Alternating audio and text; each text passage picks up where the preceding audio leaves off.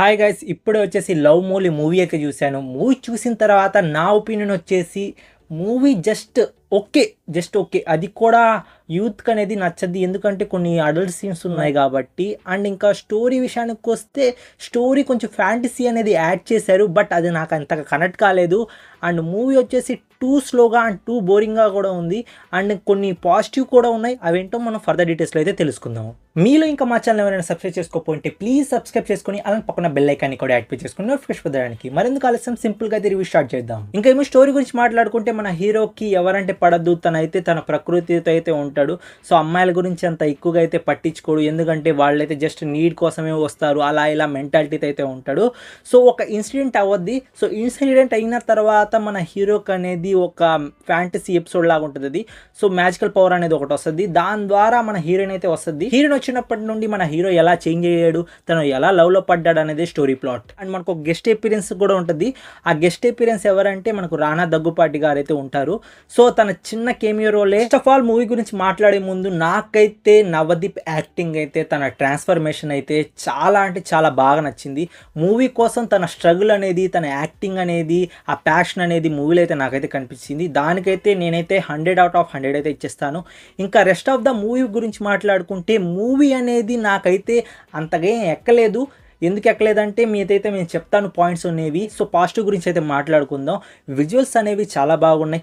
లో production values ఉన్నా కానీ కొన్ని దగ్గర విజువల్స్ మాత్రం ఆ ప్రకృతిని చూపించడం అండ్ ఆ ఆర్ట్ వర్క్ కానీ చాలా అంటే చాలా పర్ఫెక్ట్గా అయితే ఉంది. మూవీలో నాకు చాలా బాగా నచ్చిన ఎలిమెంట్స్లో ఇది ఒకటి. మూవీలో second positive and main positive ఏంటి అంటే మన hero acting and heroine acting. మనకు నిజంగా చెప్పాలంటే హీరో యాక్టింగ్ చాలా పర్ఫెక్ట్గా అండ్ ఒక ఉమెనైజర్గా, అంటే ఉమెన్ని హేట్ చేసే పర్సన్ లాగా చాలా పర్ఫెక్ట్గా అయితే యాక్ట్ చేశాడు. సో ఉమెనైజర్ అని చెప్పుకోవచ్చు. సో తన యాక్టింగ్ అనేది చాలా బాగుంది. అండ్ మనకు సెక్షువల్ సీన్స్ వచ్చినప్పుడు కూడా తన యాక్టింగ్ అనేది చాలా బాగుంది. సో నాకు బాగా నచ్చింది. అంటే పర్ఫెక్ట్గా ఒక మెంటల్లీ అప్సెట్ పర్సన్ అండ్ సమాజానికి దూరంగా ఉన్న ఒక పర్సన్ ఎలా ఉంటాడు, సో అలా ఒక పర్సన్ అనేది క్రియేట్ చేశారు. సో ఆ క్యారెక్టర్ తగ్గట్టు తనైతే దూరిపోయాడు మన హీరో.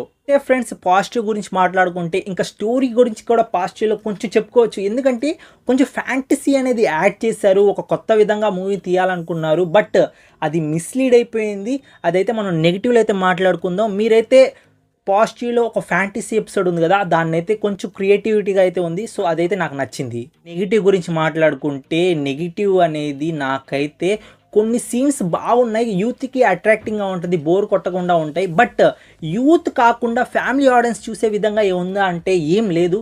ఎందుకంటే యూత్కి అట్రాక్ట్ చేసే విధంగానే మూవీ అయితే తీశారు. సో యూత్ మొత్తం ఆ సినిమా మొత్తం అట్రాక్టింగ్గా ఉంటుందా అంటే కొన్ని సీన్ల దగ్గరే మాత్రమే ఉంటుంది. ఎస్పెషల్లీ కొన్ని ఉంటాయి కదా, మీరు అర్థం చేసుకోండి ఏ సీన్ల గురించి మాట్లాడుతున్నాను.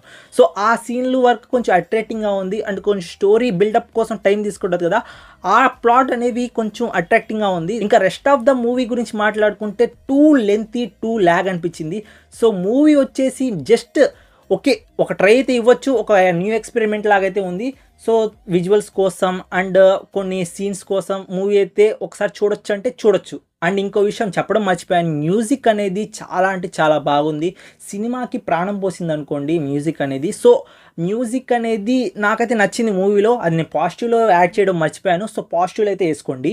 సో నాకైతే ఆ క్లైమాక్స్ కూడా చాలా ప్రిడిక్టబుల్గా ఉంటుంది, రొటీన్ క్లైమాక్స్ లాగా అయితే అనిపించింది. అమ్మాయి వస్తుంది, అమ్మాయి వచ్చిన తర్వాత తనతో ఫిజికల్గా అండ్ మెంటల్లీ బాగా కనెక్ట్ అయిన తర్వాత తనతో చిన్న చిన్న గొడవల వల్ల మళ్ళీ తను వద్దు, అమ్మాయిలు ఇలాగే ఉంటారని తన మైండ్లో ఫిక్స్ చేసుకొని ఇంకో అమ్మాయి నాకు ఇలా వద్దు, ఇలా కావాలని ఇంకో అమ్మాయిని అయితే తెచ్చుకుంటాడు.